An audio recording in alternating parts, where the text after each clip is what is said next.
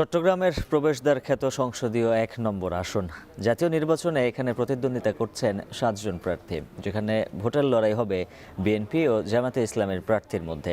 এই জনপদের ভোটের মাঠের খবর ও জনগণের প্রত্যাশার খবর জানাতে যুক্ত আছেন সহকর্মী ফয়সাল করিম।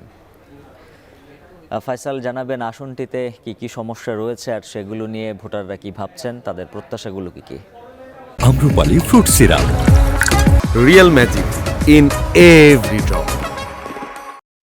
চট্টগ্রাম আসার সময় প্রথম যেই উপজেলাটি পড়ে সেটি হচ্ছে চট্টগ্রাম সংসদীয় ১ আসন মিরসরাই, যেটি অর্থনৈতিক বিচার অত্যন্ত গুরুত্বপূর্ণ এবং স্পটলাইটে আছে এবং এই উপজেলাকে ঘিরে আসলে ব্যাপক সম্ভাবনা উকি দিচ্ছে।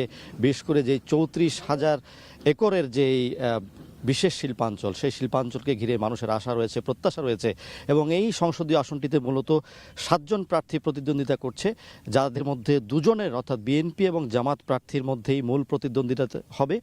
বিএনপির পক্ষে এখানে রুহুল আমিন লড়াই করছেন, তিনি চেয়ারম্যান প্রার্থী এবং আগেও সংসদ নির্বাচন করেছেন, এবং জামাতের একজন প্রার্থী আছেন সাইফুর রহমান, তিনি সাবেক ডেপুটি অ্যাটর্নি জেনারেল এবং পেশায় একজন অ্যাডভোকেট, তিনিও কিন্তু কঠিন প্রতিদ্বন্দ্বী হিসেবে এখানে লড়াই করবেন। তো তাদের কাছ থেকে আসলে তারা যেমন ভোটারদের কাছে গিয়ে নানা প্রতিশ্রুতি দিচ্ছেন, প্রত্যাশা দিচ্ছেন, তেমনি ভোটারদের পক্ষ থেকেও বলা হচ্ছে যে আসলে এই অঞ্চলকে ঘিরে যে বিপুল সম্ভাবনা আছে, সেই সম্ভাবনা যাতে বিকশিত করেন এখানে যারা প্রার্থী বা যারা এখানে সংসদ নির্বাচনে জয়ী হবেন, তাদের কাছে প্রত্যাশা হচ্ছে এই যে বিশাল যে শিল্পাঞ্চল আছে, সেই শিল্পাঞ্চলকে ঘিরে যে অবকাঠামোগত উন্নয়ন, যেই গ্যাস, বিদ্যুৎ, পানির যেই সংস্থান করা কিংবা সেগুলো নিশ্চিত করার জন্য তারা চাইছেন, কারণ এটি কিন্তু একটি বড় সম্ভাবনা এবং বাংলাদেশের যে অর্থনৈতিক পরিবর্তন, সেই পরিবর্তনের সাথে এই শিল্পাঞ্চলের একটি বড় সংযোগ রয়েছে, যেটিকে আসলে যদি বিকশিত করা না যায় তাহলে এখানকার জনপদের যেমন উন্নয়ন থমকে থাকবে, তেমনি এখানে যে শিক্ষা কিংবা নানা ধরনের স্বাস্থ্যসেবা বা বিভিন্ন যে সামাজিক সমস্যাগুলো আছে সেগুলো কিন্তু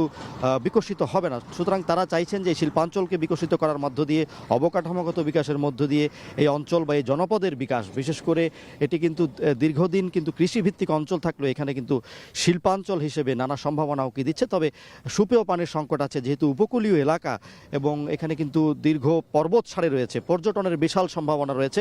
সে সকল সম্ভাবনার তারা বাস্তবায়ন চান এবং তারা চান যারা এখানে প্রার্থী আছেন তারা যাতে এই সকল বিষয় নিয়ে কাজ করেন এবং মূলত যে নতুন দিনের বাংলাদেশ গড়ার যেই প্রত্যয়, সে প্রত্যয় বাস্তবায়নে এই মিরসরাইকে শিল্পাঞ্চল হিসেবে অবকাঠামোগতভাবে একটি উন্নত মিরসরাই গড়ে তোলার জন্য তারা প্রার্থীদের কাছে তাদের প্রত্যাশা ব্যক্ত করছেন। উজ্জ্বল।